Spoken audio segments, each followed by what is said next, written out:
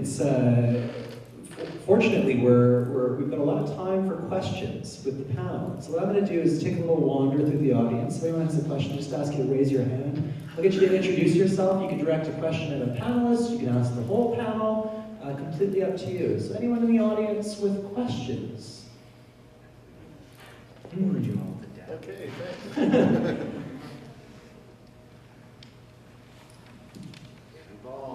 Get involved. Yeah. Terry's advice.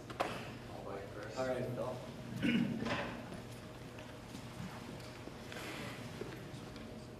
Thanks, Chris.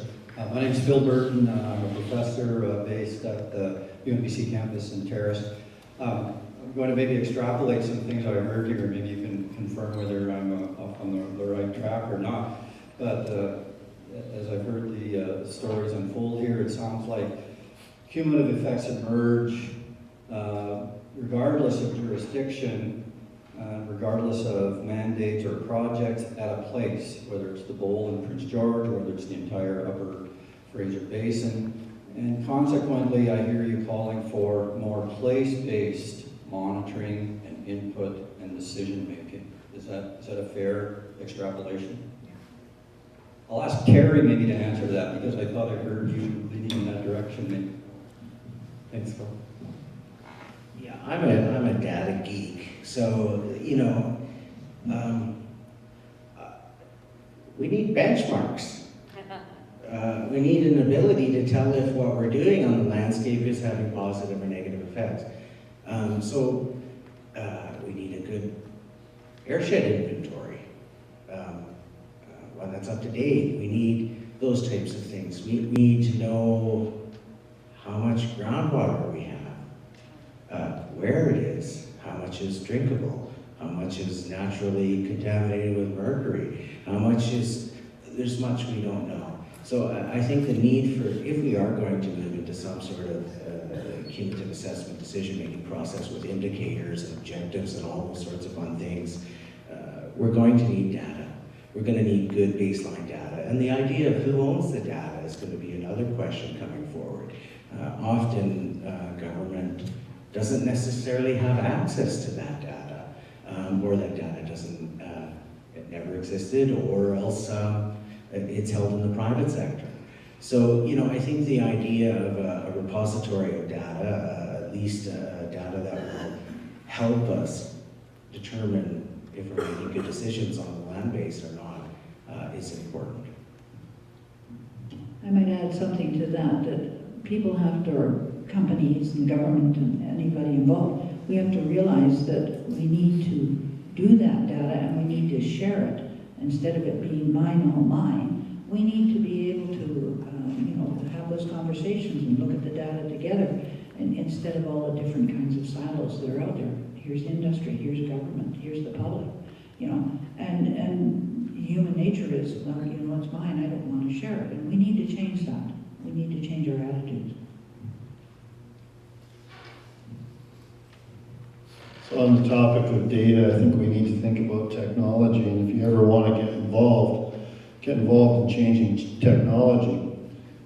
If we talk about water, Terry's talked about water and our aquifers, and we used to measure that by taking all the well records that we could find and find out where those aquifers were. And now, years and tens of years later, we have Geoscience BC flying the Peace Country with a aircraft and now trying to map our aquifers using whatever they use, some technological data to create where those aquifers are and the depth of those aquifers.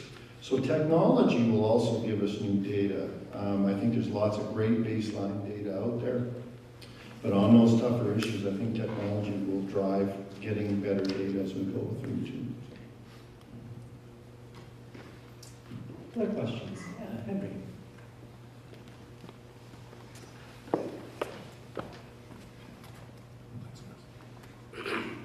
My name is Henry Harder. I won't give you the whole title, but I'm the Aboriginal Environmental Health Research Chair here on campus. And I'm a psychologist by training. So some people ask, well, how the hell did you ever get into that position? but I argued that it was the impact of the environment on the human being and how a human being has to change their behavior to live in the environment that was critical to talking about this topic. So I'm in agreement with everything that's been said, but I just want to add to the discussion that we should not forget that we're talking about where people live and how people interact. And I was, Brian, your comment about the chocolate made me think about that cumulative impacts, and my view of it is quite different in that I look at it from a topic of how many times do people have to go through a resource development and suffer impacts on an ongoing basis that they accumulate certain issues with. And we talk about mental health issues, for example, with First Nations communities, and we wonder, well, where the hell, why, what's going on? Well, maybe it's because they've had 5 or 6 experiences with resource extraction in their communities that have had very negative impacts on them. And when you talked about Camano as a positive thing, I just jumped out of my seat because of what happened with the Chisla. Back in the 50s, it was a positive. Not to them it wasn't. No, Okay, so, and that impact goes out through generations too, and on a negative basis. So we need to consider what those impacts are on human beings in whatever area it is, and to look at how it impacts them from a lot of different health. Like it really bothers me when everything is lumped into health as one issue on the human side. Like the whole area of psychology, emotional health, mental health is critical to how we live, and it has some explanation into what's going on in a lot of the communities. And we need to look at that as an issue and not forget about it in our discussion. So reactions from the panel on that interface between human health and mental well-being and environment? Well, I was going to say, we need to talk with those of us that have worked in this world. The borders need to open, and we need to talk to various disciplines, because, and this is part of the question, is nobody has a monopoly on this practice, and no one should. It requires a diversity of perspectives. But one thing that I thought about when you were talking there is cumulative assessment isn't the tool for maintaining the status quo. We may go through this process and find out we're not living sustainably. And so then what? And boy, that's going to be something for us to deal with. But it doesn't have to be the end of times. It can be a mechanism for people to have a dialogue about how to manage change over time. And we get back into the question of adaptation. But I think people, I don't know about you, but working in this field, it can be fairly apocalyptic.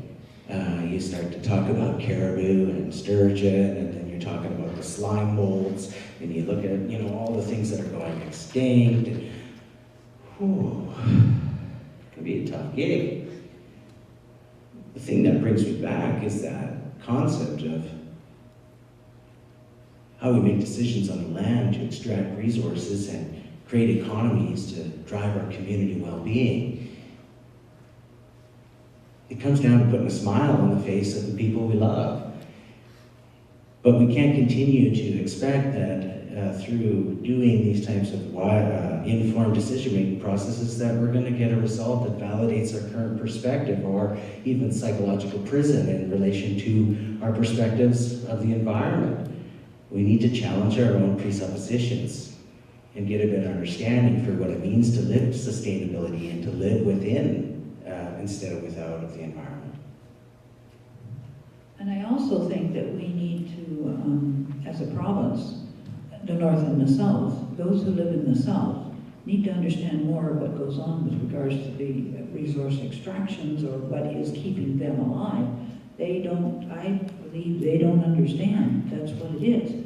And so they need to understand as well what happens and the effects of what they're doing on what we are and where we live. Just think of Terry's comments and the doom and gloom. But where the opportunities are, I'm reminded that the Exxon Valdez incident in the communities of Prince William Sound and Cook Inlet, which were directly affected by that. So after they went through the process of trying to clean up,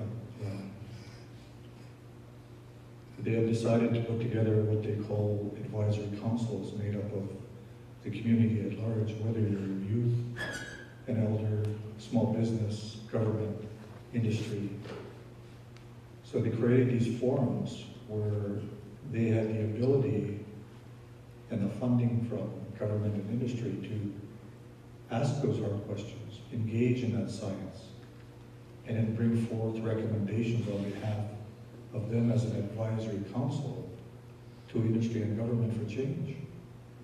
And they have no authority other than the ability that they're the demographics of those communities. And they have the ability to form a position together with their membership and say, look, this is doomed. Let's put a mitigating process in place. And that's what Medicare wants.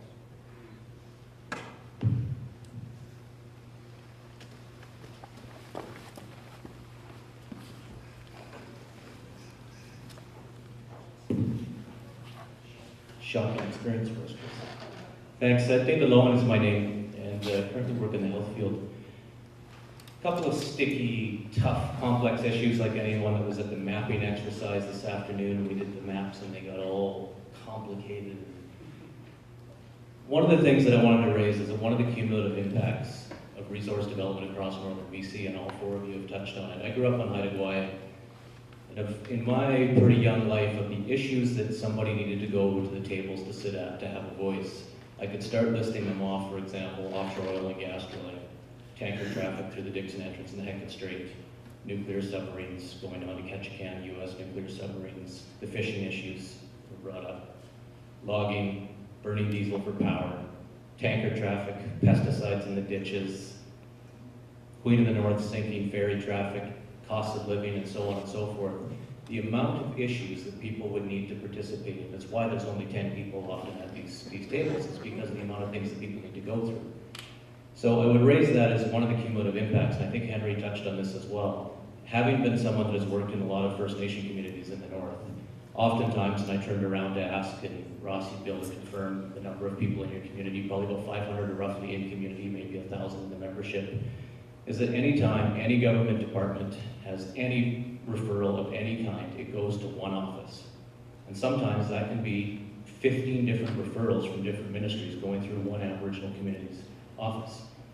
In some communities, they just get stuffed in a closet because there's no way of dealing with it. So the capacity issue that comes in there. So getting to the point of the question, and I wanted to raise this as well, is that we can talk about data, and I now do work in the health field and I've done a lot of community-based work. The question I always ask is, whose data? How did we decide that that was the data that we needed to collect? If we were going to collect it on the butter clamps, is it the traditional knowledge data, or is it the data of the scientist that has a PhD, or three of them?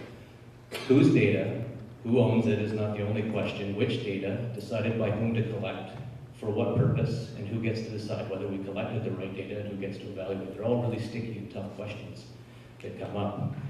One of the really sticky and tough issues that got raised, Brian, I think you mentioned it, Terry, you mentioned it, Ross, I think you mentioned it as well. The sins of the past have become the policy of the day. I thought that was a really interesting point between the two of you, because the Cheslata Nation does continue to deal with what happened with the Kenny Dam.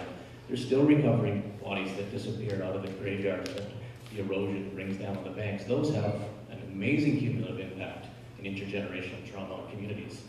So when the sins of the past become the policy of the day, there's a big, huge chunk of BC that is still disputed territory. It's under the claim of treaties and Aboriginal rights and title. So one of the things that I wanted to ask about the scoping of the baseline data is, how do we scope in a democratic process that continues to demand that Aboriginal rights and title have to be proven in court, in an adversarial court system, and yet not be recognized? So how do we scope between the rights enshrined in the Constitution and Aboriginal rights and title and the sins of the past that have become the policy of the day? And where do we start with that one? Because the final point I'd like to make on that is something that we talk about in our household a lot, and youth were brought up. Stephanie, it's a great point. I was a youth worker for many years in Haida Gwaii.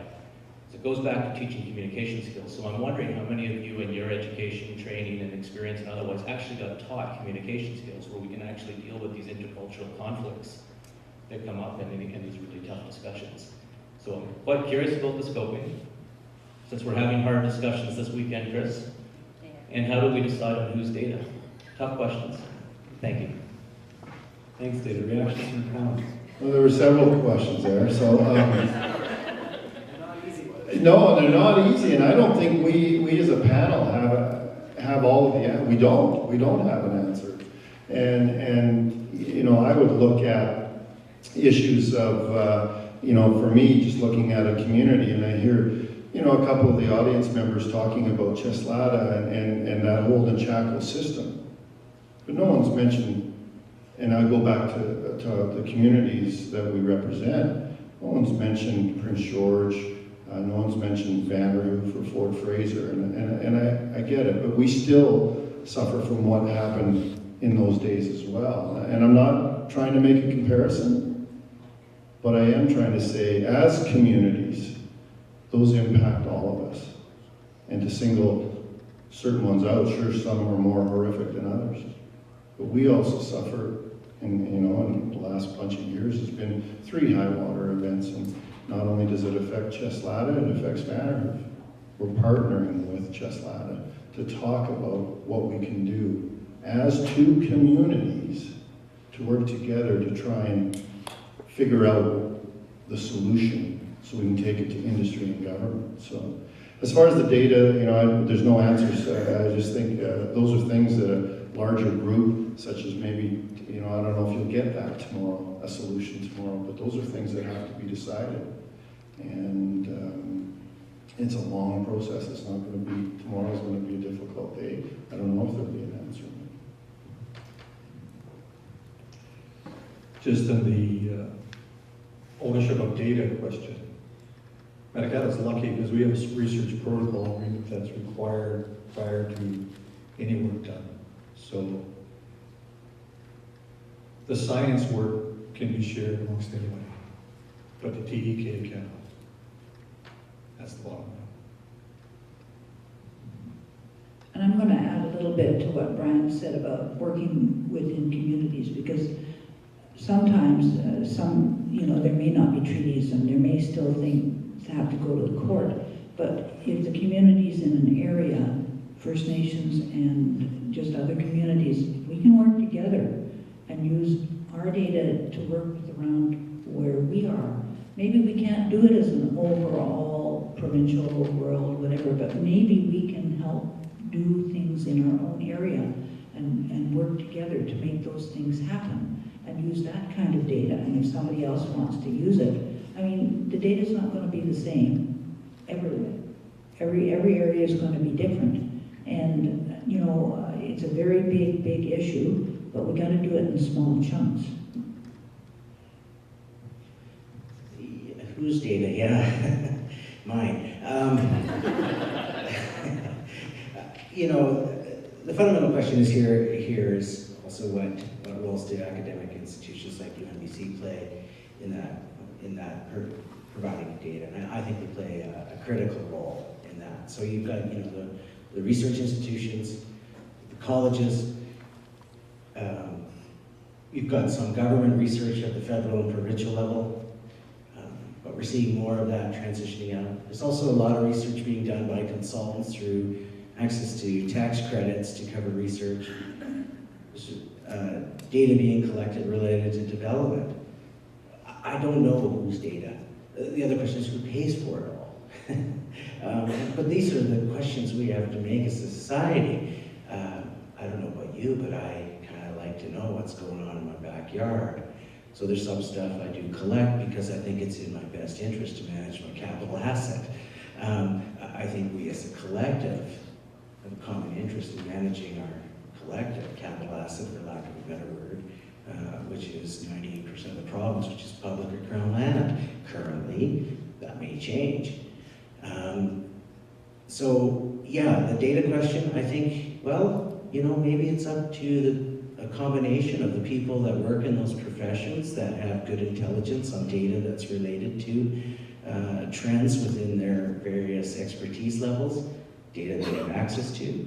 And then there's all the data we have no idea about because we're at the edge of human knowledge in some of these areas. Do we understand the genetic implications to, you know, changing soil pH? You know, wherever we want to go, the level of analysis could be huge.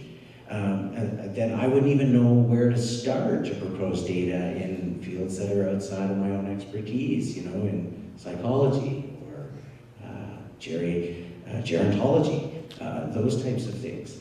So we need to work with those people. As far as my own personal background, it's funny you ask that question. I started off as an undergrad student here at UNBC doing a natural resource management degree and majored in forestry and environmental planning, and I was ready to go out and do what I do. And then I started to go to all these conferences, and everybody kept saying the key to sustainability is education. Well, yet nobody knew anything about education. There was no teachers there. It was all foresters and engineers and those types of folks. So I did a graduate degree in education where I tried to apply educational theory to public consultation processes. And there's something I learned in that process, probably the only thing I learned, is that when you ask people to go outside their comfort zone, strange and interesting things happen. And I think that's really what it comes down to with this, is many professionals are being asked to go outside their comfort zone, their wheelhouse. We don't know. We can't possibly know everything about all of the different expertise out there in this complex human and social animal that we have. I guess the answer would be an open mind and some rational thought amongst professionals and people to try and inform data, and that it will change, because what's important in the piece at that time may not be the same thing we're managing for in the Kootenays. But then how do we compare the two? And I want to add one more thing when you said about whether it's the local data or whether it's scientific data. They're all important, and they all come up with, there may be some overlap, and they may just show that there's a broader area than what we thought there was. It's all important. Local data is very important, because those who actually are on the land, they know what's with the land. And the scientific, such as the geoscience work, that gives you a different depth. It may go deeper.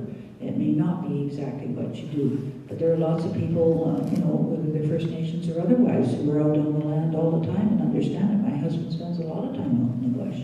So it's all important. You can't say that anything is more important than anything else. We've got time for a couple of more questions. I know I saw a couple of hands over here, hands over here. So what I'm going to do is I'm going to take two questions at once. We'll get some general summative conversations. We'll head to the other side of the room. We'll take another couple of questions, then we'll move towards closing remarks.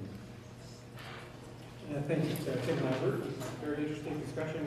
And just picking on this question of data and cumulative effects, and I wonder actually if the problem isn't a question of having data and all this stuff, but it's actually what data means.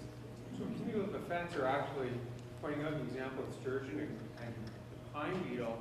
We had all kinds of data there, but we actually didn't know what it means. So we have data, numbers falling on us like crazy, but we don't know what they mean. And cumulative effects are challenging us to have new conceptual models and to see the whole world differently, and to actually, and to comment on it manifesting in place, but it's manifesting of the glaciers melting all over the place, or manifesting all over the place. And we've had this data, observational data, but we didn't know what it meant. So I think maybe the challenge that we have is, how do we see this? How do we actually stop looking at all these industrial impacts as separate entities, but actually as the same thing? And how do we see that and all this separate data telling us what's going on, which we can't actually see it? So we're really blind despite having the data. And just curious the panel's thoughts on how we actually challenge ourselves in and move forward. And it's this creative process, and that's what includes bringing in the youth, because they're seeing all kinds of things that we don't see, because they're all young and not guided in the way they see things, because we're trapped in our own thoughts, and they're freshly thinking. So just challenge the panel on those concepts. Thanks, Tim. I'll ask the panelists just to hold that thought for 1 second. But an interesting question regarding shifting ideas of data. And another question. Another hand over here. Hi there. My name is Carmen. I'm from Soto First Nations in the Peace region. We're part of Treaty 8, and we're working on a cumulative effects study. And so one of the things that we're running into is ensuring that our values are met as a nation and as part of Treaty 8. And what I mean is, in developing those benchmarks and those thresholds, you're gonna have those type of things in mind with a lot of other stakeholders in the room. And they have different values, and they have different thresholds. So my question is, when you have all these different values in, what sort of mechanisms can you put in place to ensure that your rights or your values, or whatever group you are, for us First Nations, are met? How do you not lose that in the pool of everyone else's threshold? So for example, the province may accept that 50% logging a watershed is acceptable to them. It doesn't impede on their values. But as a First Nations person, your threshold may be 15%. So my question is, how do you get to that? How do you go through an assessment with all these other people and make sure that you're doing a due diligence to your nation and making sure you're coming through with that protection?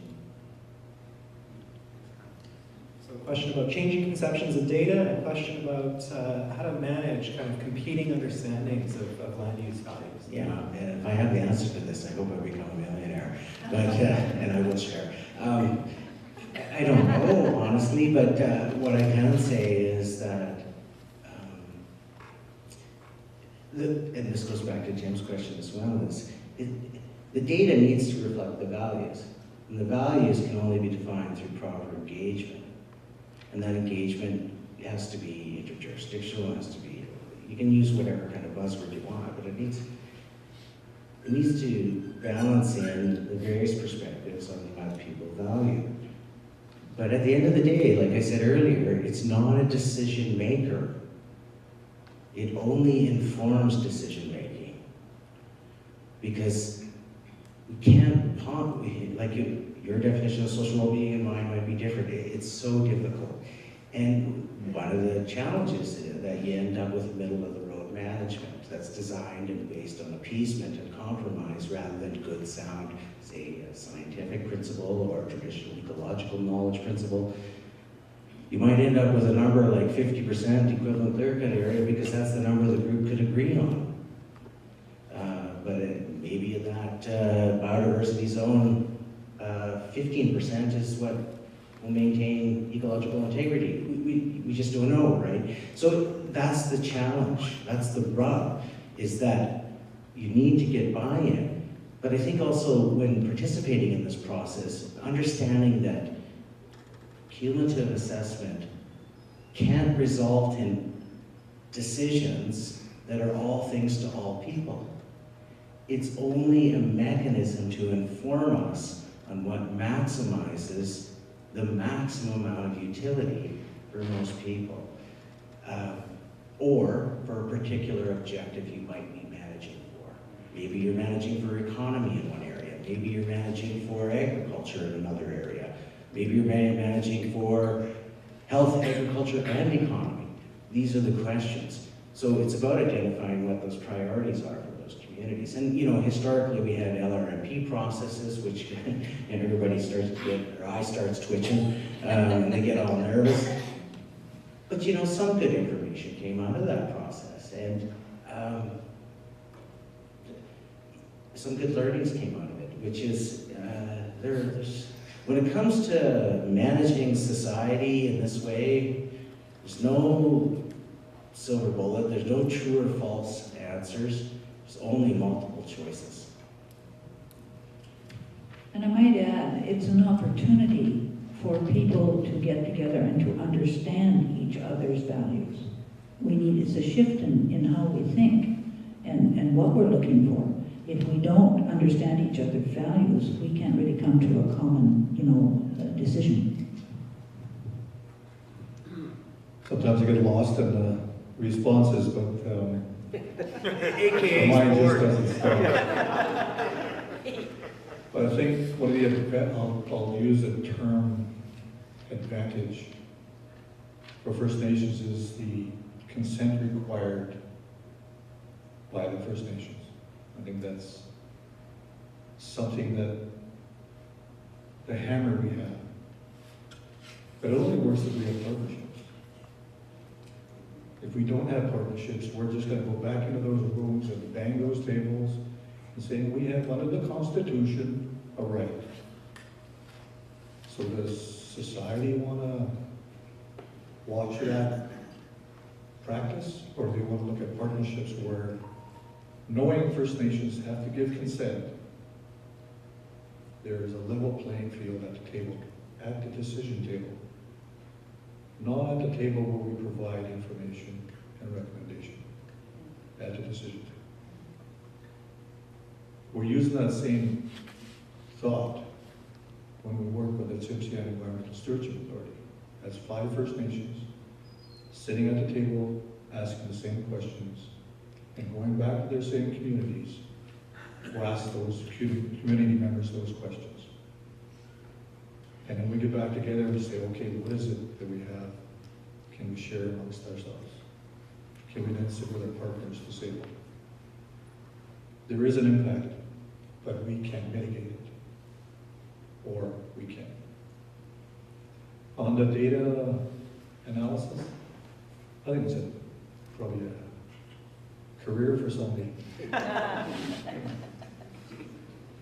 And I'm not going to say a lot more than the 3 prior folks as well. Okay, I think they've answered it very well and summed it up. Thanks, Brian. We're just about at time, so what I'm going to do is give our speakers kind of an impossible task of answering one or 2 last-minute questions as briefly as possible. So I'm going to come to James. I mean, I keep my question short, eh? James Casey, WWF Canada. I'm going to put out a challenging idea, since we are in the ivory tower. What if species have rights of their own, or the river has a spirit that you cannot balance or trade off? How do you deal with that in the context of cumulative effects? Thanks, James. And Joan. Okay, my question, I'm Joan Chess with Fraser Basin Council. I'm a long-term resident of Northern BC, and I've been asked to sit on the advisory committee. So this question will be for the panel, it will be for the entire research team.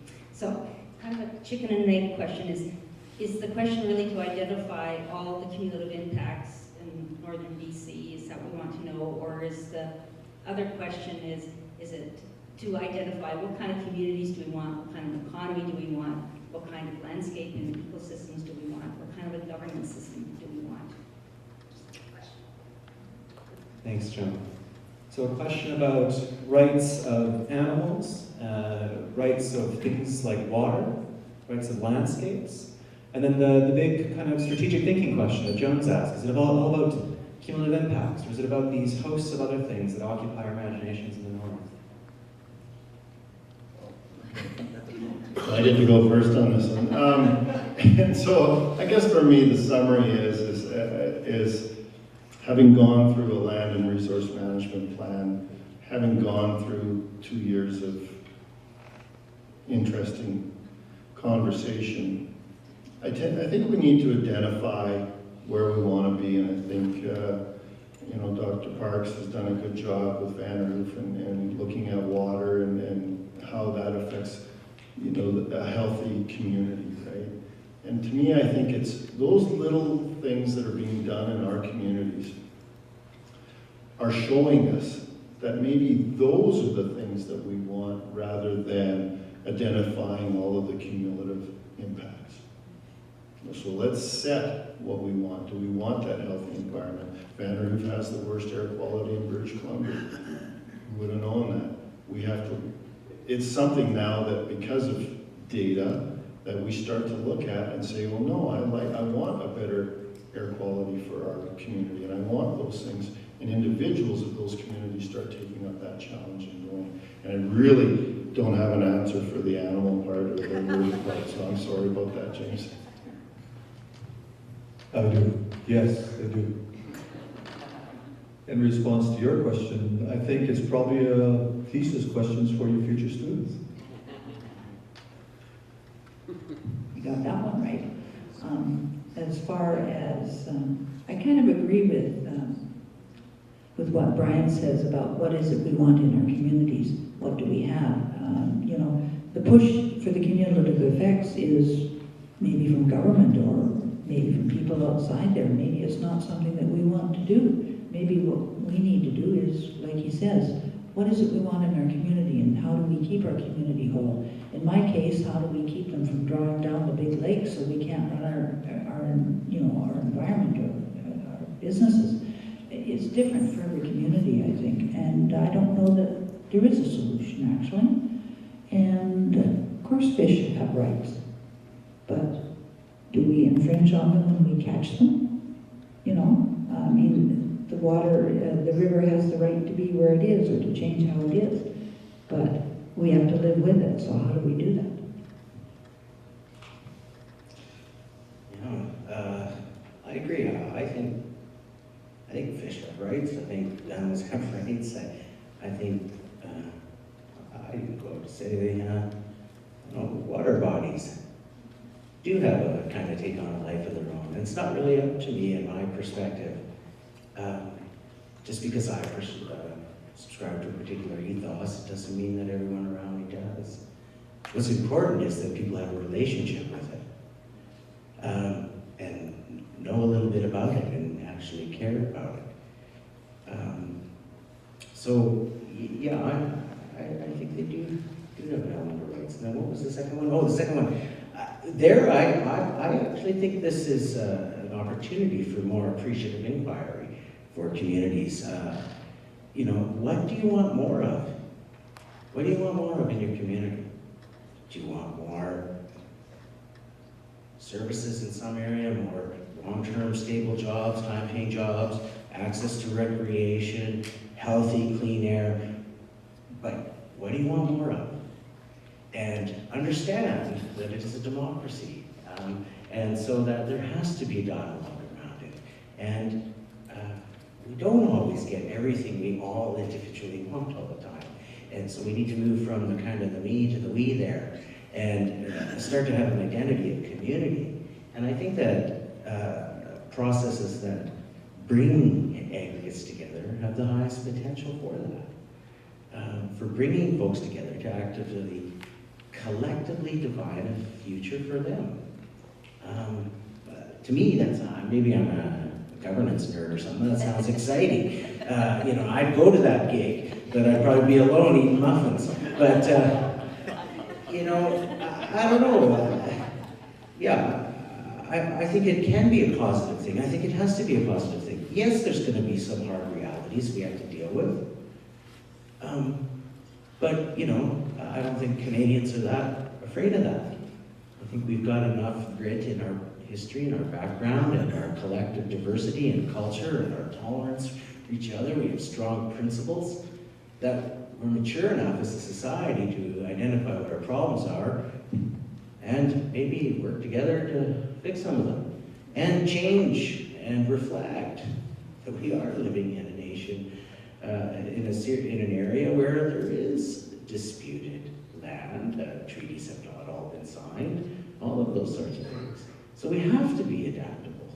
We also have to understand that it doesn't matter what we decide when there's this many, how many billion people on the earth now? Does water have a right? Here's another question. Do people have a fundamental human right to access fresh, tasty, clean water? Then ask yourself, what are you willing to do globally if that right is true?